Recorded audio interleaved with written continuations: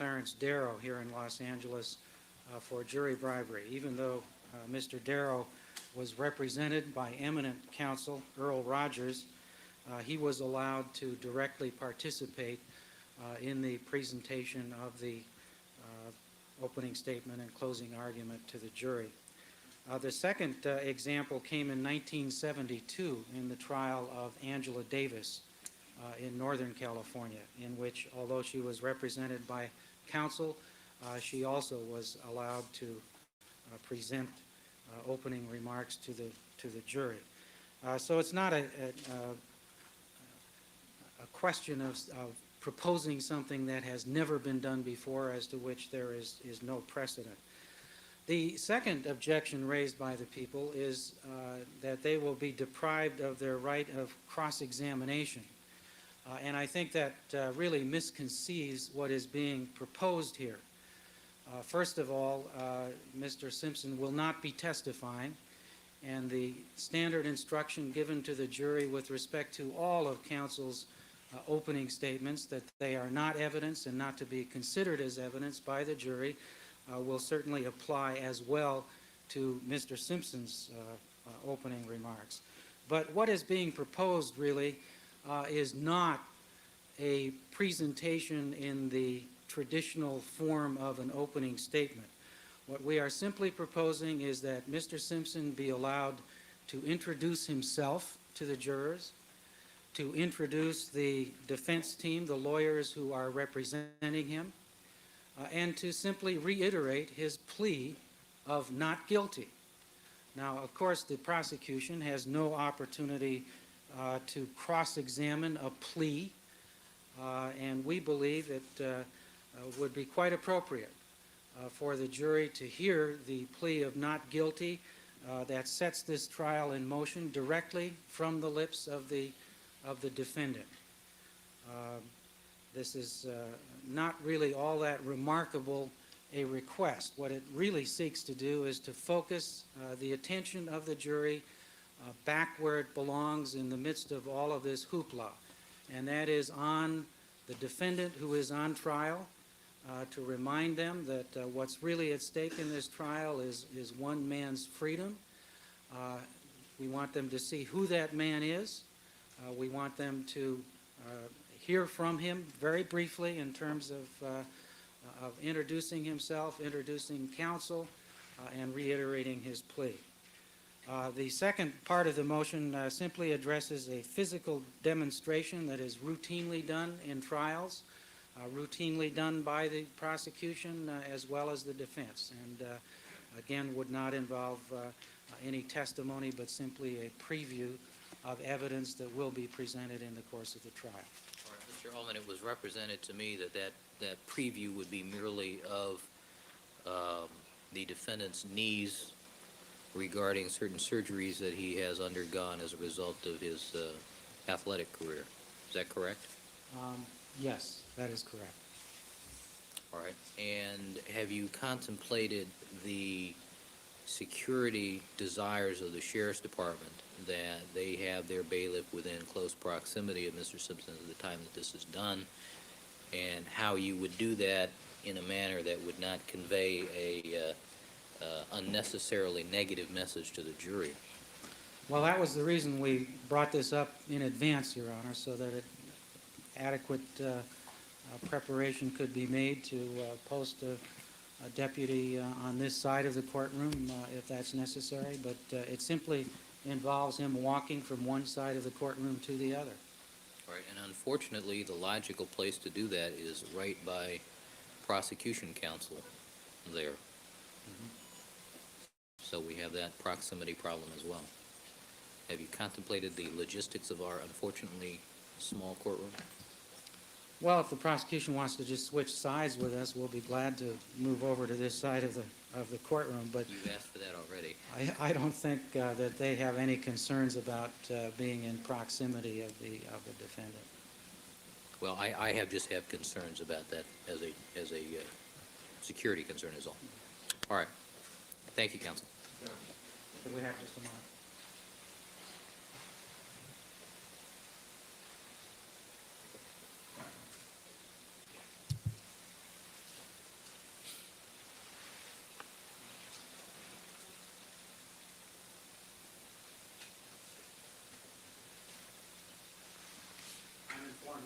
Cochran has discussed the issue with the bailiff, and there's no problem with the bailiff being in proximity while Mr. Simpson addresses the jury or displays his need. All right. I'll hear from the people.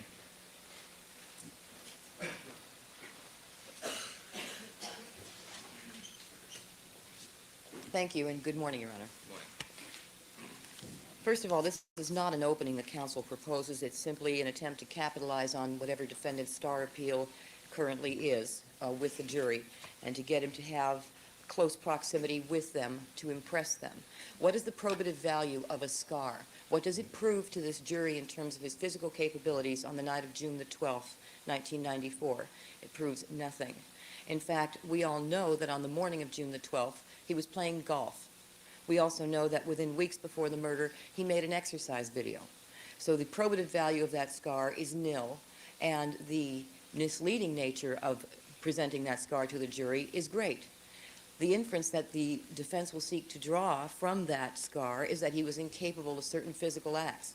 If that is what they intend to present, that's fine. Let them present testimony that is capable of cross-examination. But to have the defendant essentially testify before the jury without taking the witness stand and being cross-examined is inappropriate. In cases in which the defendants have been able to address the jury in opening statement in previous occasions have been cases where the defendant was acting in pro per. This defendant is not in pro per. He is represented by many attorneys. If he desires to testify before this jury, then let him do so as all witnesses do, on the witness stand, and be subject to full and complete cross-examination. Case law is completely in favor of the people's position in this regard. People v. Perez, 216 Calap 3rd, 1346, in which the defendant requested to be allowed to exhibit his tattoos without being sworn or giving testimony. The court refused his request and ruled that the exhibition of the tattoo would be testimonial if offered, to impeach the testimony of an undercover officer, and essentially that's what the injuries now being proposed to be displayed to the jury is being offered to show, that he could not, in fact, commit certain acts that he is charged with committing. It's testimonial in nature. Let's make no mistake about that. What is the purpose otherwise of demonstrating the scar or of talking about or showing the jury what he can and cannot do? It's going to give him the ability to limp up to the jury box, get close to the jury, and try and impress them with his physical presence. That there's nothing appropriate and there's no legal benefit to this in terms of what is appropriate in a court of law. If the defendant would like to testify, that's fine. But to do this and then shield himself from cross-examination, say, don't ask me any questions. I just want to get up there and show you something. I want you to draw inferences from this. I want you to take evidence from this without being subject to cross-examination is entirely inappropriate. The people would not be entitled to do that because there would have to be a foundation laid. People v. Perez makes that very clear. It indicated that it would be irrelevant as demonstrative evidence as well, which is what the defense claims it's proposing here. Although the people dispute that, and really it's a testimonial in nature kind of thing they're proposing. Nevertheless, even if it's demonstrative, the court in Perez ruled that because the defendant had laid no foundation for the admission of the evidence, it was appropriately denied. In this case as well, what the defendant proposes to do requires either his presence on the witness stand or some testimony from the witness stand to lay a foundation for its admission. To simply display something to the jury without any evidentiary basis gives them nothing reliable and nothing of probative value. It is only a blatant attempt to impress the jury with his charisma and star appeal. That is not an appropriate vehicle in the opening statement. Let me indicate also that the case of People v. Wong held similarly. People v. Wong, the trial court indicated that it was improper to have the defendant exhibit his arms to the jury without first being sworn as a witness. In that case, 35 Calap 3rd, 812. The defendant in that case wanted to indicate that he was not an addict. He had no track marks on his arms. The trial court refused to allow him to do so unless he subjected himself to cross-examination. On appeal, the court was upheld, and it was determined that if it was a testimonial, if it was being offered as testimonial evidence, it was properly refused when the defendant declined to be sworn as a witness and subject himself to cross-examination. It also ruled that if the offer was a demonstrative one, then the trial court was justified in rejecting it on the basis that it was irrelevant. As I've indicated to the court yesterday, His arm was being offered on May 12th, 1971, to show the condition of his arm on June 5th, 1970. The defendant's condition today, or the existence of that scar, without laying a foundation as to what the significance of that scar is and how it impacted on his physical capabilities, is something that exists without foundation. It has no probative value in and of itself. If the defense wants to do it as part of an opening statement, they're going to have to also proffer something that lends it some value in terms of probative value. What I mean by that is they can offer a photograph of the defendant's knee, but simply holding a photograph up isn't going to get them very much, shouldn't. But the defendant, in terms of its evidentiary weight, because what does that mean in terms of his physical capabilities? Or his limitations. Having the defendant as well get up to tell the jury that he's not guilty is another attempt, blatant attempt, to have the defendant address the jury without being cross-examined. It's like issuing a blanket denial and then saying, you can't ask me any questions. In a court of law, Your Honor, when a defendant seeks to testify and issues a blanket denial, that opens the doors to cross-examination as wide as they can go, and the people are permitted very far and wide-ranging cross-examination. The defendant seeks to do that in this case and preclude all cross-examination. He seeks to protest his innocence and yet not allow anyone to ask him any questions. That is entirely inappropriate. The court, I'm sure, is very well aware of that. If he were in pro per, he could get up and say whatever he wanted to. He's not. All right, what's your page cite on People versus Wong? 835.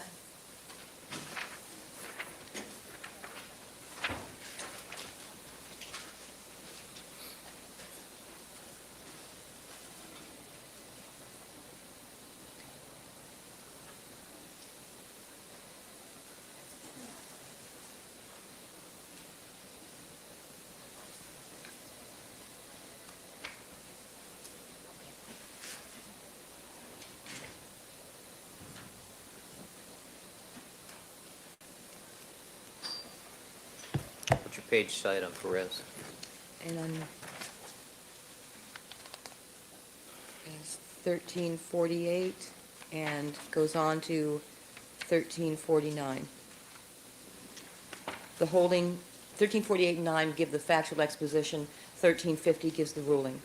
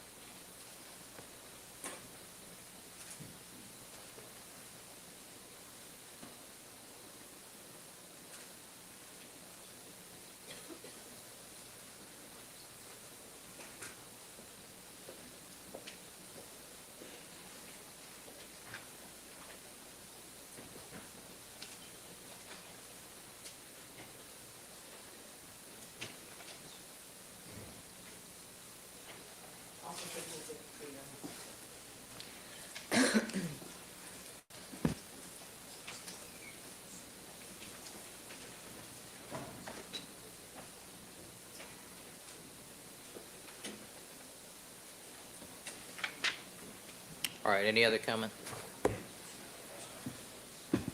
No. Thank you. Mr. Uelmen?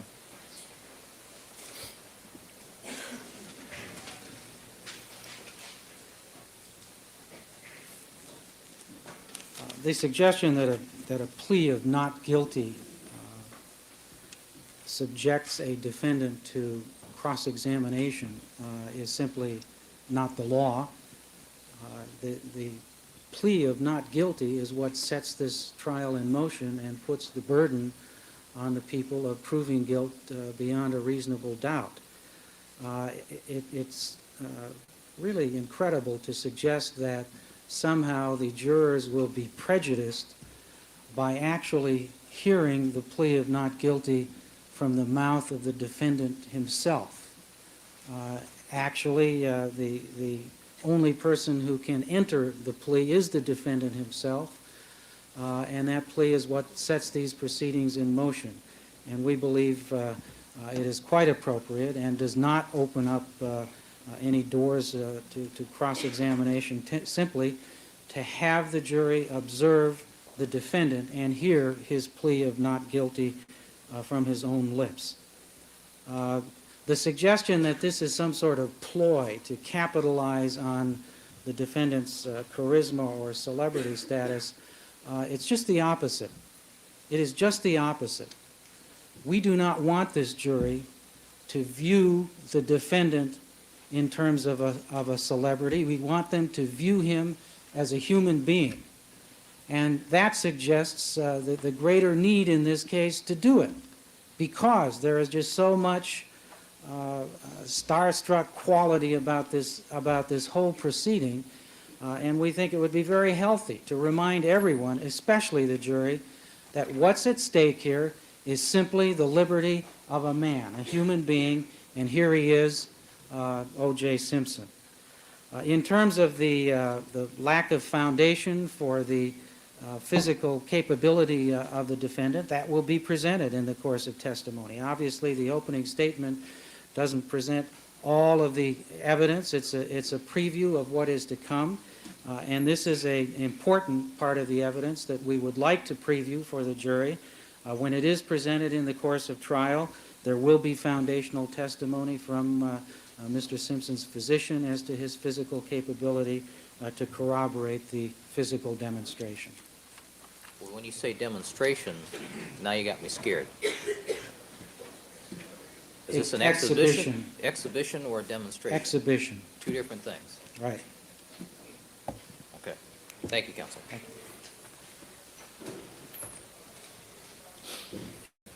All right, I've reviewed the cases cited by the people, and the only cases that I could find that were of interest were a case out of New York and a case out of the Supreme Court of Mississippi that dealt specifically with the request of a represented client to address directly a jury. The motion to allow the defendant to directly address the jury will be denied.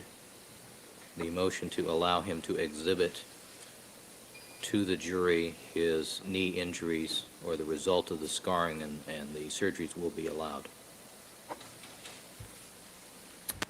All right, counsel, we need to resolve then the last remaining issues on the exhibits, and we'll be prepared to go forward with opening statements. Mr. Douglas. Thank you, Your Honor. Good morning. Yesterday evening, Your Honor, we were attempting... One moment, Your Honor.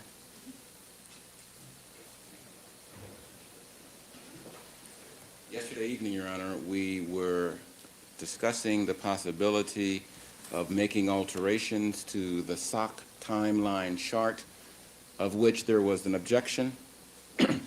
As the court will see, we have altered the offending language to reflect the details and circumstances of a report that was part of an analyzed evidence report that I'd like to submit to the court and which I have already given to opposing counsel. What it says basically, Your Honor, is that there is a notation referring to different pieces of evidence. There is a notation for SOCs, navy blue / black. There is the June 29th report. This is a report, Your Honor, if I may approach. No, just answer my question. Is it the June 29th report? Yes, it is. And it talks about there being, quote, dress socks semicolon, blood search, paren, none obvious, close paren. And we would submit, Your Honor, that this is in fact a fair reflection of what we think the evidence is going to show. We would submit that that chart is not unduly prejudicial, and we would submit that the court should overrule the objections and allow the admittance of that chart. Who was the author of that report?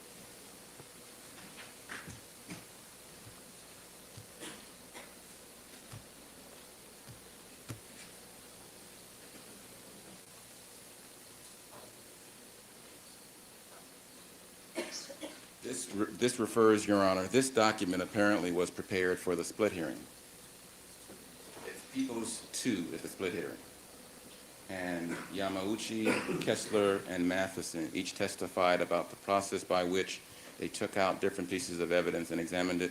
And this was a document that was prepared specifically for that hearing. All right, that doesn't answer my question. Who prepared the report? Who prepared that report? Michelle Kessler, Greg Matheson, and Colin Yamauchi. Was that the index that was prepared, the evidence index? It says summary of analyzed evidence by analysis performed. That's the title. Okay. It's Exhibit 2 at the split hearing. The remaining objection, Your Honor, would be in response to the concerns about the videotapes and the scenes that were reflected of different officers walking through the crime scene at various times. We have now obtained the remaining tape recordings, and Your Honor, there was a misstatement yesterday. The scenes that were shown in the tape that has been given over to the people are not scenes that were taken from CNN, but rather they are a collection of different tapes that were received from different local news media, so that for us to introduce these different snippets, if you will, at trial, we will simply be able to lay the foundation by subpoenaing and bringing in to testify those operators of, I think it's local channels 5, 7, 11, and 13, from whom these particular snippets were culled. That tape has now been provided to the court, and that tape has also been provided to the people. We now have the tape from San Francisco that had 2 other blips that were not shown on the first tape. I am told by Mr. Hodgman that the people would continue to maintain their objection. So what I propose, Your Honor, is that the court allow the showing of the scenes that were displayed yesterday. They are scenes, Your Honor, that are very capable of being authenticated. In many ways, it is self-authenticating. In many ways, they are authenticated because there will be an evidence or a police log where each individual who comes onto the scene first checks in with one of the police officers that are there. That log will be an item of evidence, and it is possible by showing the scenes and having those depicted there testify to establish clearly when the various pieces of scenes were taken and what sorts of things were occurring. It is true, Your Honor, that it is the people's crime scene. It is true, Your Honor, that they themselves do not have a videotape of the crime scene. There are certain discrete acts that are going on. For example, Detective Lang measuring a certain location. For example, you see criminalist Fung placing down particular evidence tags. You'll see detectives walking through, Detective Van Adder and Rogers walking through, and quite clearly the sheet is there because the body has been removed, but the sheet remains, and it shows, Your Honor, the sort of sense that we are going to depict in words. It helps to provide a visual context to the words that Mr. Cochran is going to speak. He is going to discuss how the evidence will show that there was contamination of the crime scene. We would then hope to show pictures that demonstrate, that reflect the contamination of the crime scene. They are going to offer evidence, I suppose, Your Honor, how the crime scene was not contaminated. Perhaps they'll show that when these scenes were shown, all of the items of evidence had been collected. Perhaps they'll show or they'll offer evidence that When these scenes were shown, it was the next day or the third day after. That is the risk that we are going to take by the statements that we are going to make in our opening statement. But whether or not there are the visual reflections of certain words, Mr. Cochran, I think quite properly, will be able to discuss and to speak about how the crime scene was contaminated and how we contend these scenes are simply a small reflection from the only live record that is available showing the conduct of Detectives Van Adder and other detectives at both the Rockingham and Bundy crime scenes on June the 13th. Your Honor, that I think is the end of my objections to the charts that the people are going to offer and my explanation to the items that were remaining yesterday. Thank you, Mr. Douglas. Ms. Clark? I'm sorry, excuse me, hold on a second.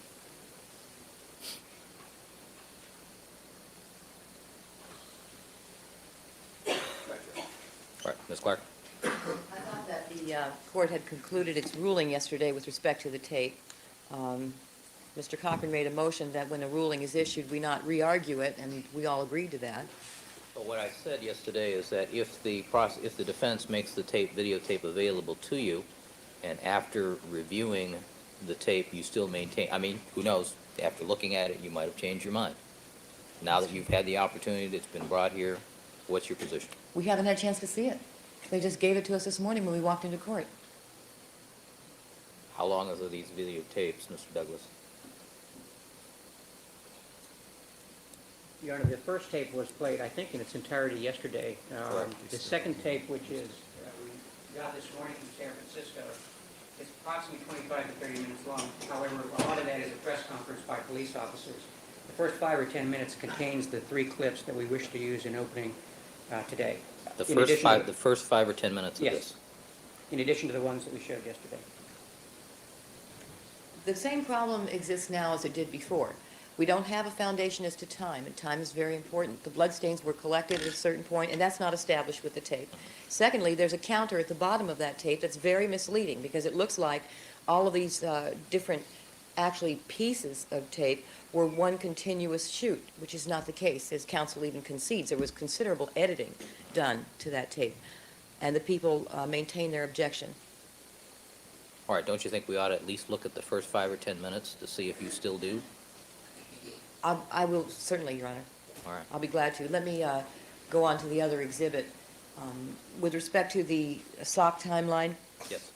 what Mr. Douglas has represented to this court is very misleading. And I confronted him this morning, and I explained to him that on this is not a business record, I should indicate to the court, first of all. It was a chart prepared specifically for the Griffin hearing and the blood split hearing, actually, at my request, because I wanted to see exactly what they planned to do with all the items of evidence and what seemed to be sufficient for a split, what did not, what was capable of PCR, what seemed to be capable of RFLP. In the box marked comments, it shows blood search because that is what they planned to do. It had not yet been done. These are navy blue to black socks, which if you look at it with the naked eye, you're not going to be able to see anything. It was scheduled for a blood search, and it was put down that none was obvious because on a black pair of socks, you're not going to see blood. It's going to be, at best, you might see something wet, but after a period of time and it dries, you won't even see that. So it was scheduled for a blood search, and what Mr. Douglas has on this chart is very misleading because it indicates that they have already looked for blood and that none is obvious. This is exactly the problem. Is that the jury is, and if Mr. Douglas had spoken to Mr. Matheson, he would tell him. We put it there, as many of the other items listed in this comments column, as a prospective plan. You can see on this list. Around, and he sat in it, and he sat there facing the coal, and he just stared at it. He just sat there staring at it. And you'll hear testimony about this, and the evidence will show that it was a menacing stare, a penetrating stare. It was an angry stare, and it made everyone very uncomfortable. When the recital was over, there was a little issue of whether or not the defendant was allowed to give Sydney some flowers, and he gave her some flowers. To portions of Mr. Cochran's sidebar, and I would like this image stricken from the screen for a moment.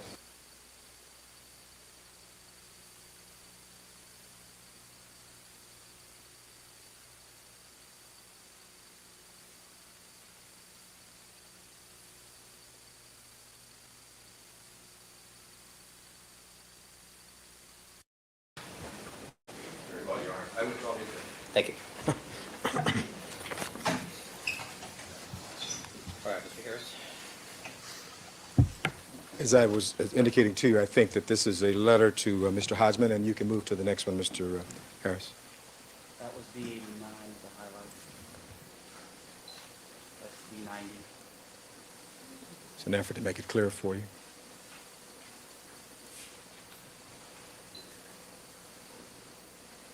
B91.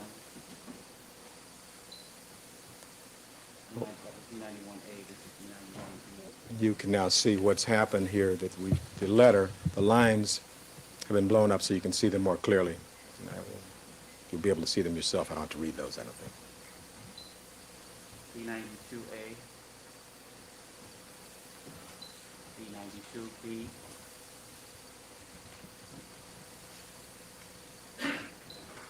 B93A.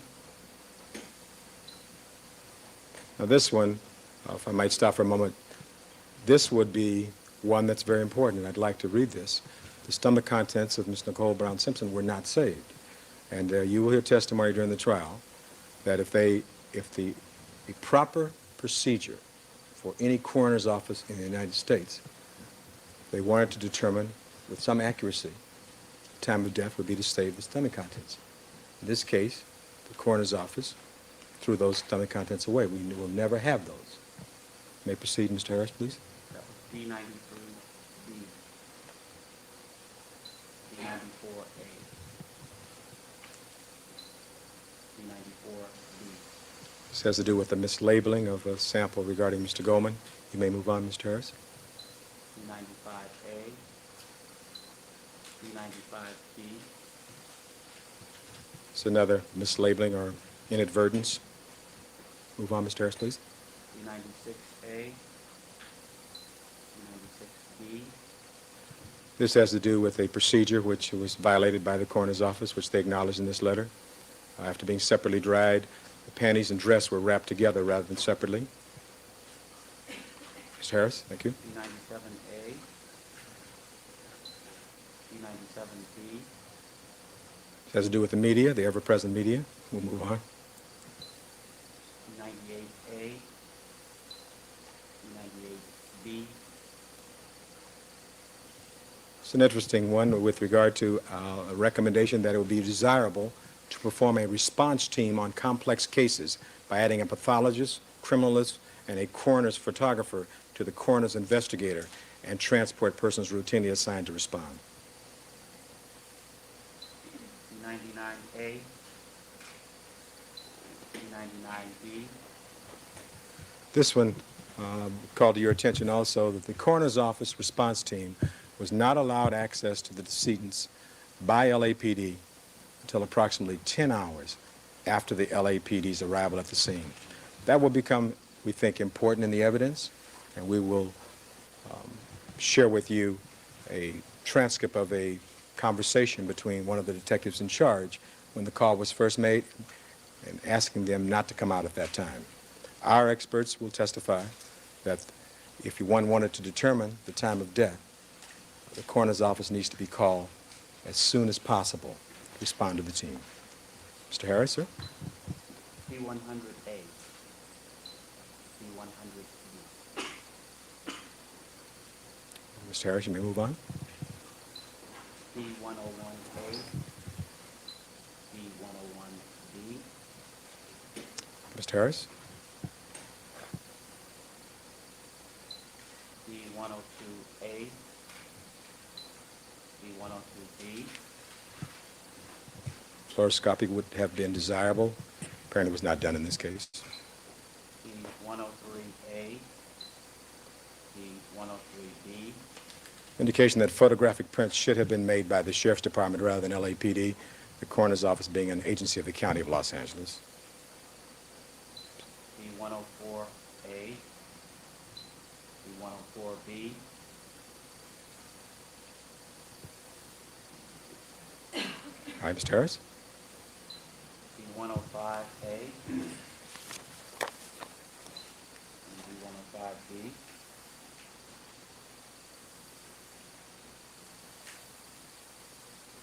Mr. Harris? the 106A, and the 106B. Thank you, Your Honor. Thank you, Mr. Harris. We finished that one. Now, ladies and gentlemen, as I indicated to you, what you've just seen and what we expect to be the evidence is that those are basically amendments to the coroner's report brought about after this conversation and meeting between the LA County coroner who did the autopsy here, Dr. Golden, his boss, Dr. Lakshmanan, and then our experts. Now, we expect that when Dr. Baden is called to testify in this case, he'll make a number of findings because he was there, was able to review all these records, and we expect the evidence to show, while we're talking about coroners, that he will testify that the injuries and bruises on Mr. Ronald Goldman's hands indicate that he had struck his assailant, and yet there was a fight, a major fight, prior to his death. That proper forensic procedures would preserve the stomach contents of the deceased, as I've indicated to you. That in this case, there was no rape or semen kit analysis performed, and we would expect that the expert would testify that a semen rape kit analysis is standard procedure for coroner's offices in the United States at this time in June of 1994. He will also testify, I believe, that closer to the time of death, one takes the temperature of a victim, their livor mortis and their rigor mortis, the likelihood of an accurate result increases, and that's very important. He will say also, I believe, that the killings would have resulted in an enormous amount of loss of blood. And of course, you've seen that evidence of which would be expected to be on the perpetrator. I would have expected the person who committed these horrible crimes would be covered with blood. Dr. Baden and along his colleague also Dr. Wolf examined histology samples and pointed out to the coroner's office a bruising of the brain that Dr. Golden had missed. They pointed out some findings that their coroner's office had actually missed, and they advised them and let them know. There was in a supplemental report filed regarding that also. Dr. Baden, as the expert, will testify that the LA County Coroner's Office violated their own procedures in performing these two autopsies. He will indicate further that the autopsy findings in this case are consistent with the struggle that resulted in hand-to-hand combat. That Mr. Goldman did in fact bleed profusely and he bled slowly, and that he was standing through most of this, and that in his opinion the perpetrator would be covered with Mr. Goldman's blood. Also, Dr. Baden will testify that there are blood drops on the back of Miss Nicole Brown Simpson, and there were no swabs taken. In fact, when the body was moved and taken to the lab, those blood drops, which very well may have been of the perpetrator, were wiped off or washed off, never preserved. And so, what I expect the evidence to show through our testimony and through cross-examination, as I've indicated, that the coroner's investigators who came to that scene also didn't wear any covering over their shoes. But we expect you'll be able to see that this scene was tracked through and traipsed through by the coroner's people, just as it had been by the LAPD people. And at some time in this trial, we hope to have some graphic video evidence of that fact to you so you can see for yourself. In short, what, from our standpoint, from the defense standpoint, in wanting a fair trial, being able to defend our clients, the actions of the coroner's office has obviously made everyone's job, and specifically the defense's job, much more difficult. That when the LAPD failed to notify the coroner's office for 10 hours, in violating the state law, it made everybody's job more difficult. But Dr. Golden, if and when he testifies, as he testified at the preliminary hearing, when asked questions as to whether or not there could have been 2 knives used in these 2 killings, would indicate that some of the wounds on these 2 victims are consistent with a double-edged knife. Some are consistent with a single-edged knife or blade. So that would be consistent that perhaps 2 knives were used. And I think that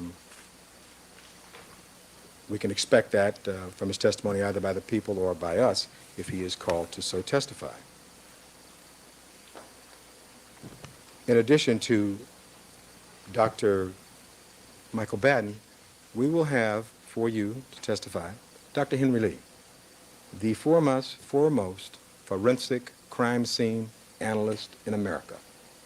He is head of the state of Connecticut lab.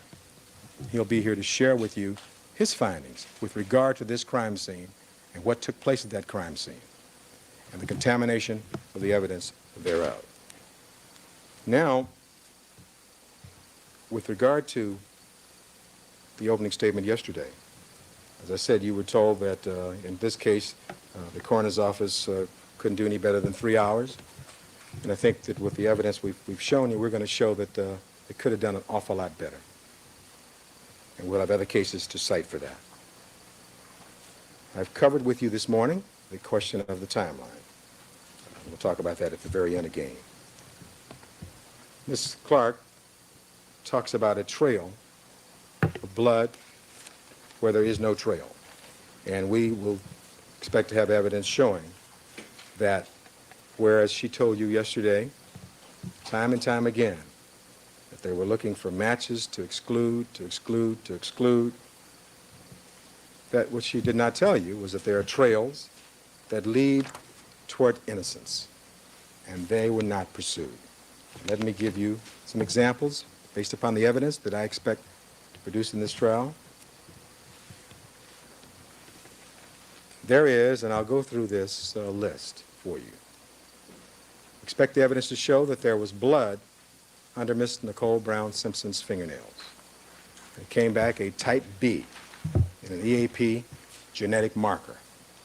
And that does not fit the genetic profile of Mr. Simpson, Mr. Uelmen, or Miss Brown.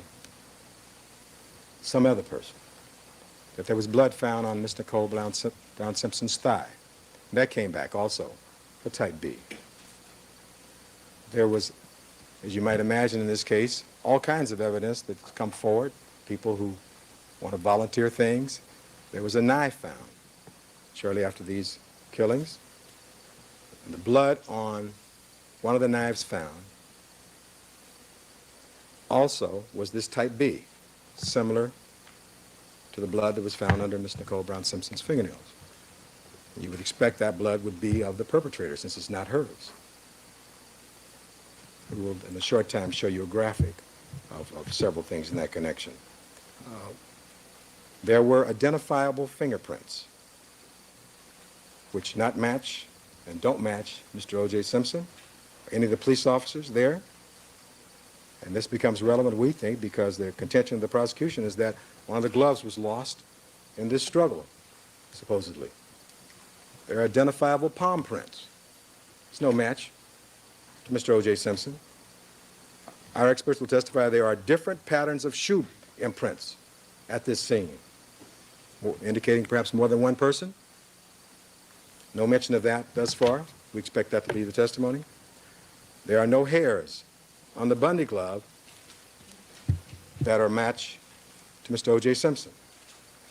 There are negroid hairs on the knit cap at Bundy that do not match Mr. O.J. Simpson. But the prosecution has never, to this date, done any DNA tests, as we know, as far as we know, rather, on the Bundy glove. Testing has been slow.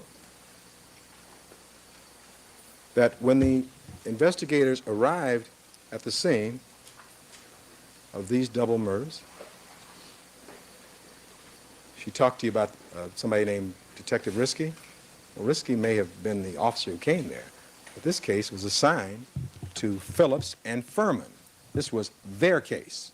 This was West Los Angeles homicide. Phillips and Furman. That it was transferred from them because of the high-profile nature of the case, to robbery-homicide thereafter. But Phillips and Furman continue to play an active role in this case. You'll hear very, very little about an officer Risky. But one of the interesting things I think you'll find about this crime scene is the dearth or lack of any photographs, examination, or investigation inside that house. I don't think you'll find one photograph from inside that house. There will be some evidence that the officers who arrived at that scene, shortly after finding these bodies, found a partially melting cup of ice cream from Ben & Jerry's. We don't have that. I don't know that there were no pictures taken of it, so we don't have any way of seeing how much it was melted.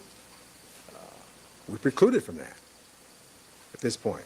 This was found near the back of the residence of the Bundy home.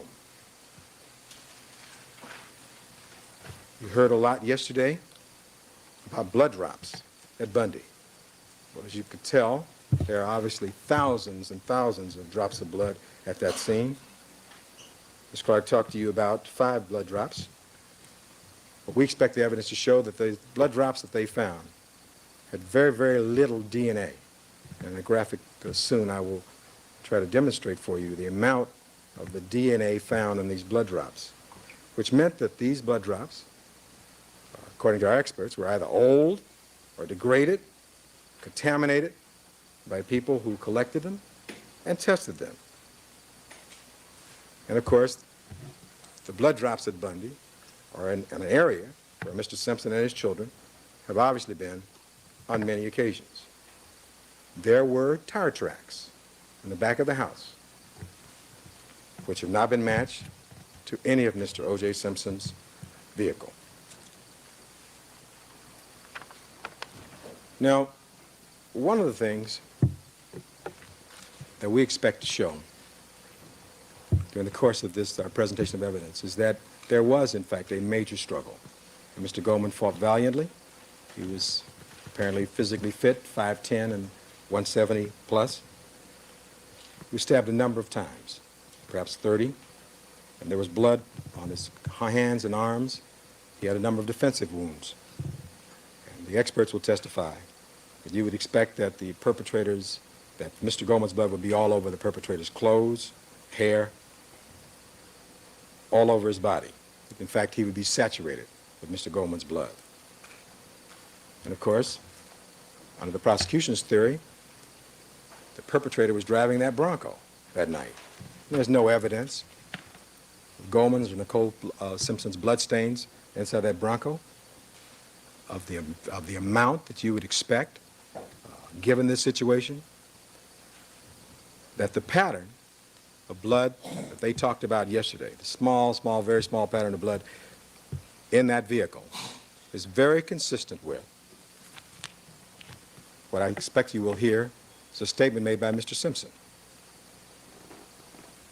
Now, Ms. Clark went on yesterday and said that with regard to the DNA evidence, she talked a little bit about DNA. She didn't talk about or make a distinction for you between the RFLP, the restriction fragment length polymorphism, or the polymerase chain reaction, the PCR, of which our expert basically invented it. But I think what you'll find is this is very, very sensitive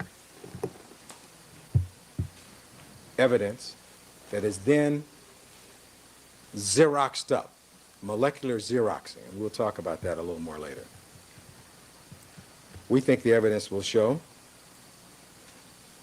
that the pattern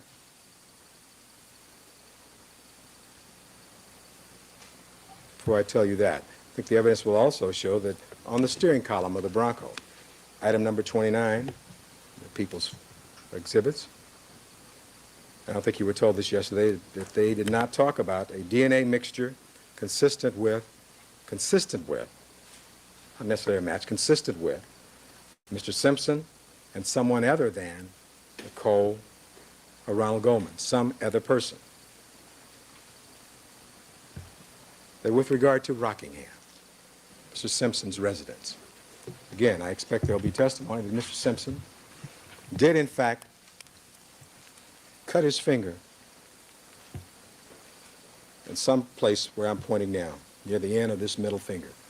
And he so told the police that evening, on January 13th, and that he went out, he did it either as he's about to leave or whatever, he went out to the Bronco to get his cellular phone.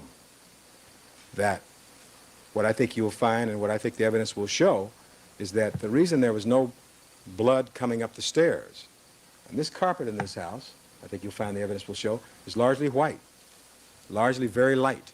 If you have a jury view, you'll be able to see it for yourself. You didn't find any blood other than what you saw outside and just in that entryway. And I think you'll find that leads toward the kitchen. And there will undoubtedly be testimony with regard to that injury, if any, occurring before he ever left for Chicago. There will be, as I understand the evidence, no trace of blood on the white carpet upstairs or up on the stairs or upstairs. No trace of blood on the white carpet from any bloody shoes. No trace of blood on the white carpet from any bloody pants or shirts. And no trace of blood on this white carpet from any bloody socks. The evidence will show that in an effort to find any evidence, not to exclude, but to include Mr. Simpson, they searched everywhere in the area in Los Angeles. They searched in Chicago. They searched everywhere they possibly could think. And they did not find any weapon or any clothes, because Mr. Simpson, the evidence will show, did not have. They took apart traps and pipes from his sink, showers and plumbing, and searched everywhere for these various things. The evidence will also show that with regard to Miss Nicole Brown Simpson, No objection.